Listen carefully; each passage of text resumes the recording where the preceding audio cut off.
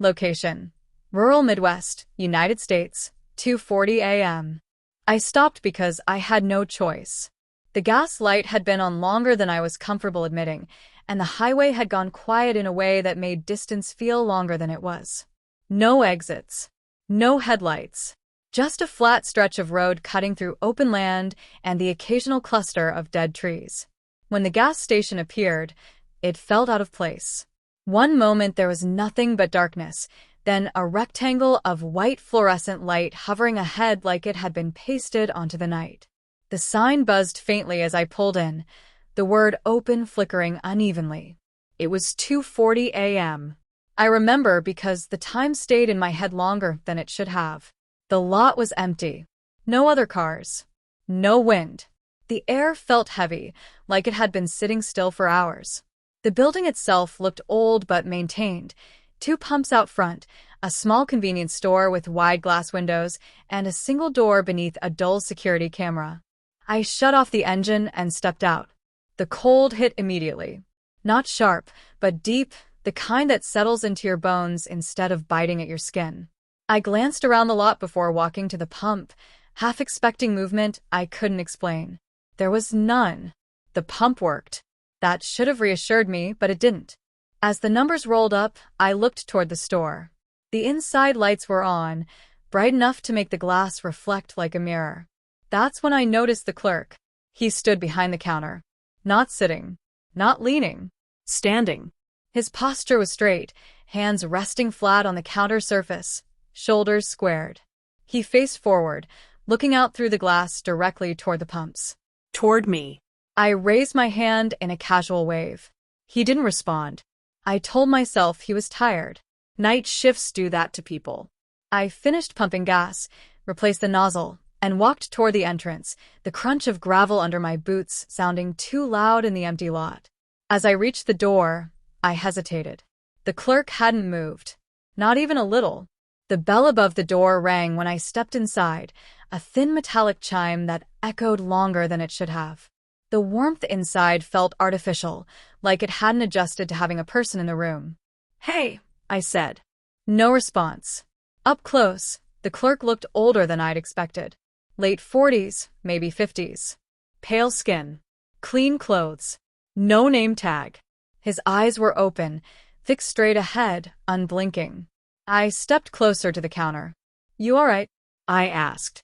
Still nothing. I noticed then that the register screen was already on. A transaction window sat open, waiting.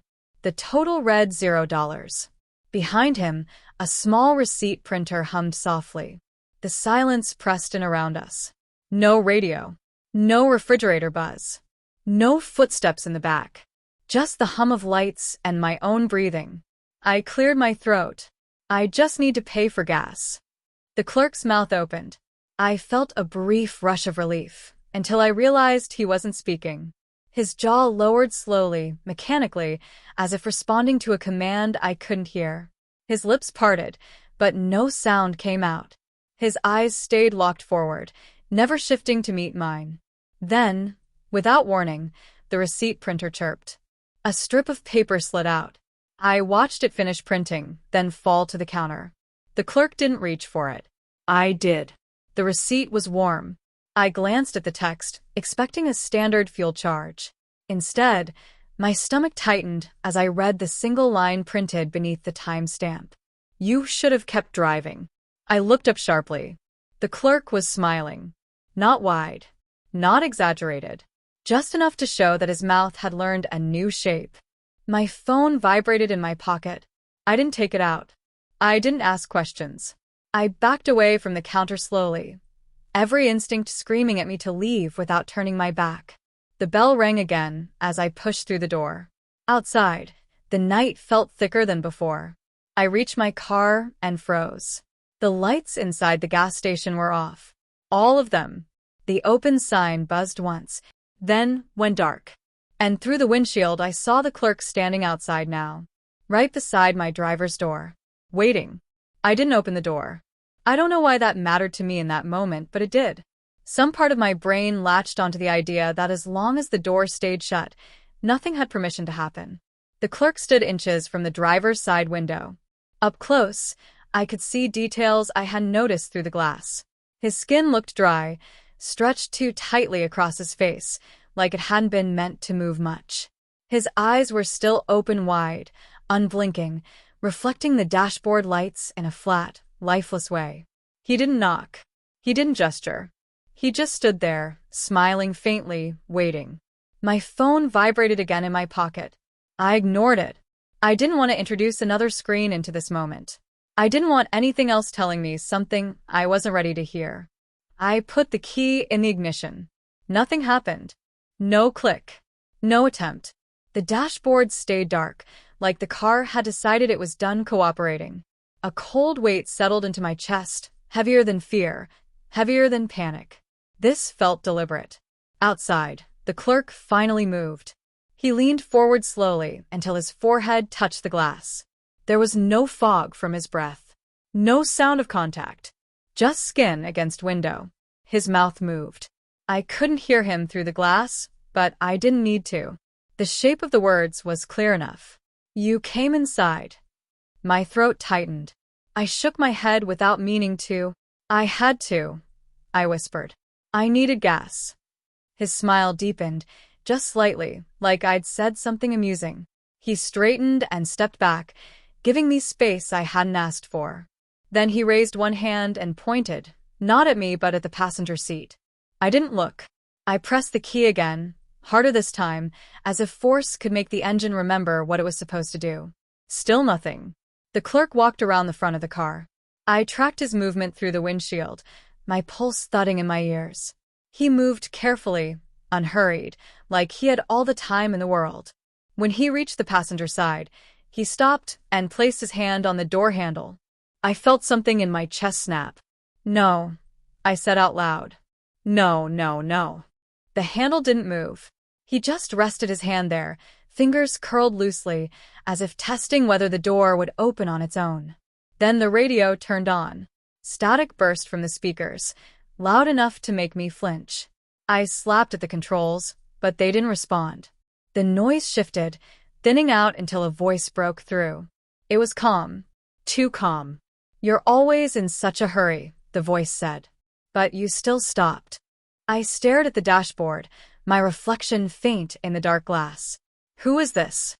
I asked. The voice didn't answer. Instead, the static faded completely, replaced by silence, so clean it felt unnatural.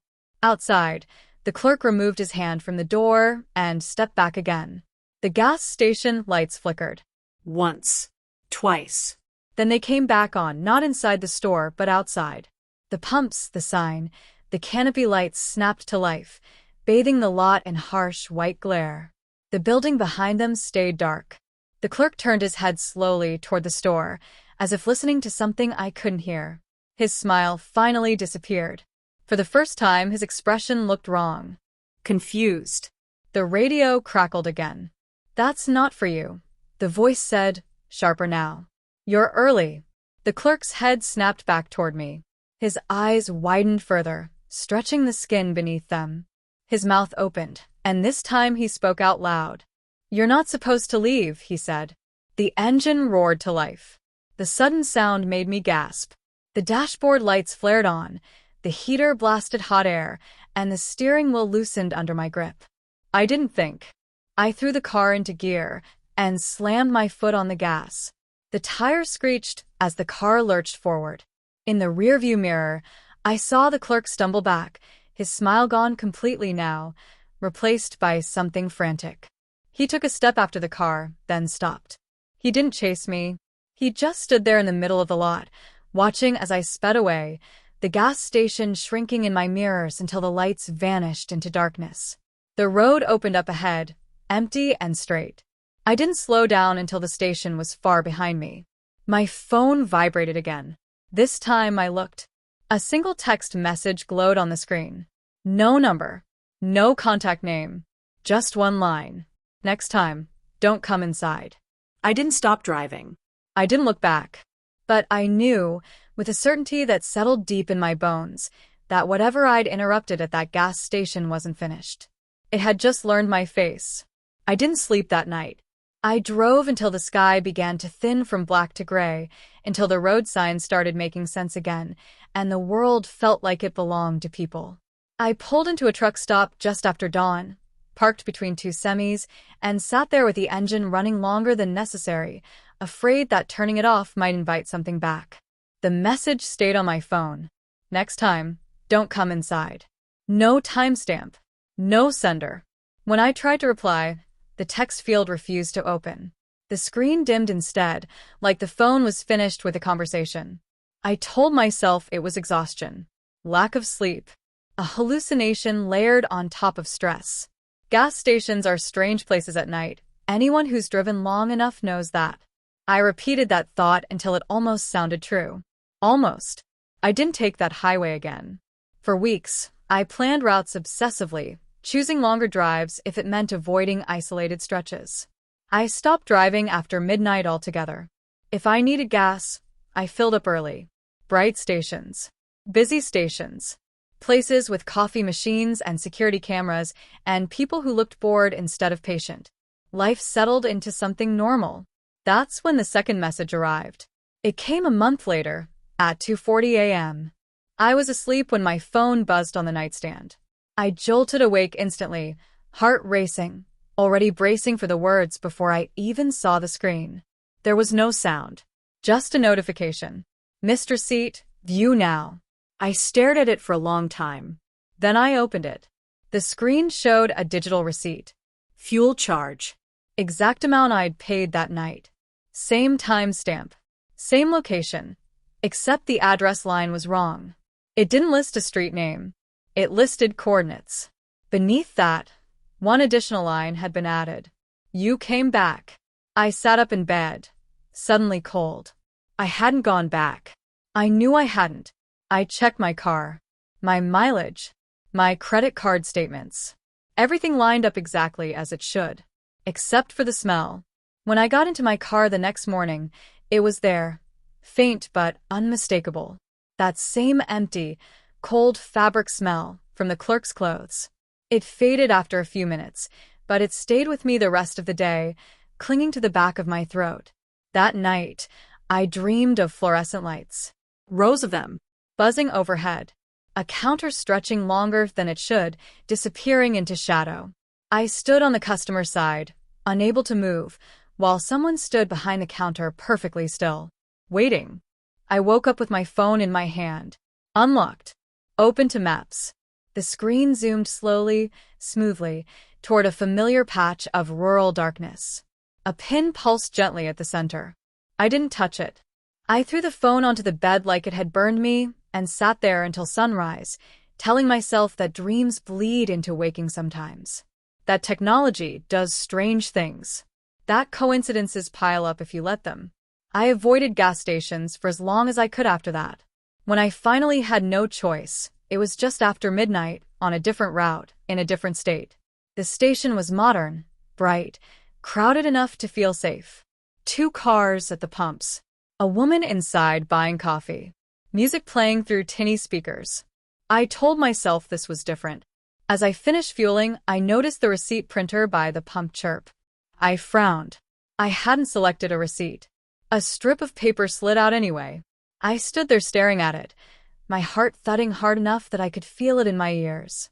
Slowly, I reached out and took it. The paper was warm. There was no charge listed. No address. No logo. Just a single sentence printed in clean, sharp letters. Inside is closer. The station lights flickered. Once. The door opened behind the counter. I didn't wait to see who stepped out. I dropped the receipt, got into my car, and drove away with my hands shaking on the wheel. In the mirror, everything looked normal. The station stayed lit. The other cars didn't move.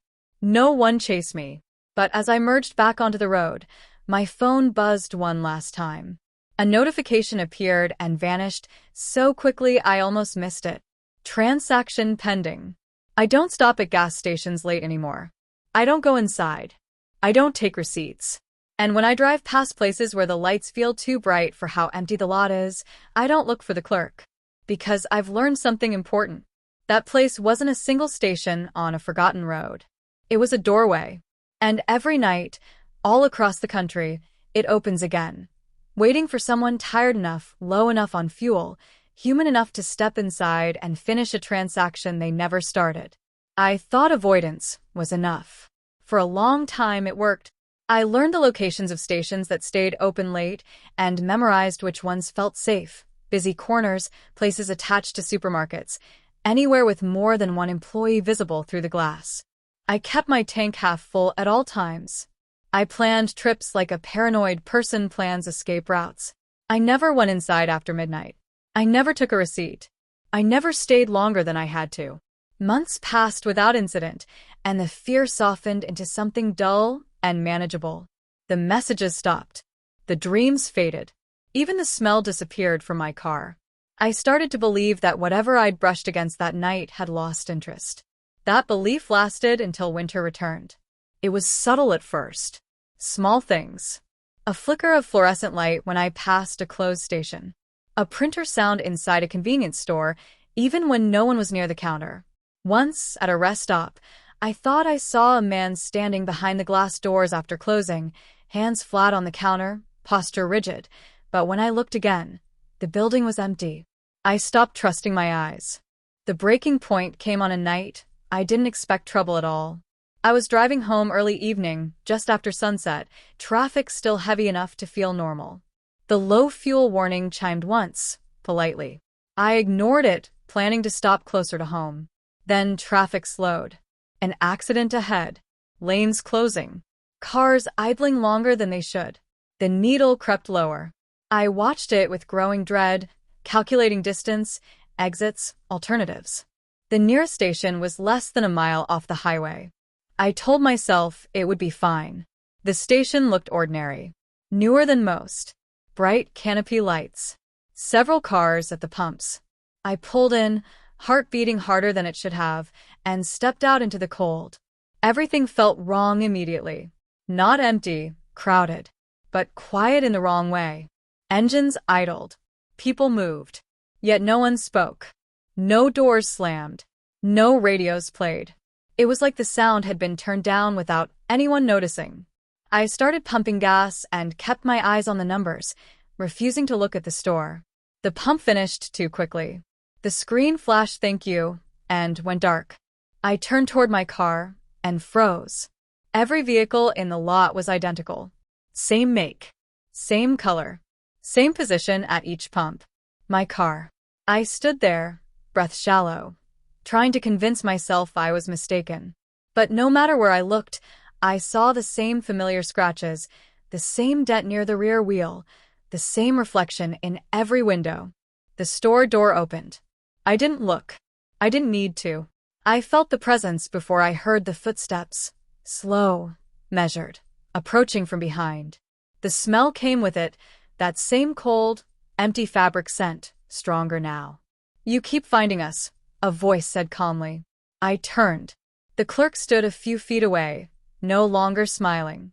His face looked more solid now, more human, but his eyes were wrong, too focused, too intent. "You didn't finish last time," he continued. "You keep walking away." "I paid," I said. My voice sounded thin, distant. "I paid, and I left." He tilted his head. "You didn't stay." The receipt printer chirped from inside the store. Once. Twice. Then the sound echoed from the pumps. From my car. From every identical car in the lot. Paper slid out of slots that shouldn't have existed, fluttering onto the ground like pale leaves. The clerk stepped closer. "It's not about fuel," he said gently. "It's about where you stop." The lights overhead brightened until they hurt my eyes. For the first time, I noticed something etched into the glass doors of the store. Not a logo. Not a brand name. A single word, repeated faintly, layered over itself like it had been written and erased too many times. Inside. My phone vibrated. I didn't look at it. "I'm done," I said, backing toward my car. "I'm not going inside." The clerk nodded slowly, as if disappointed but unsurprised. That's what they all say. I opened my car door and climbed in. The engine started immediately. Too immediately.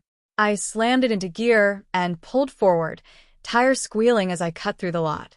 In the rearview mirror, the station blurred, then folded inward on itself, lights collapsing into darkness like someone switching off a screen. The road ahead was clear. Normal.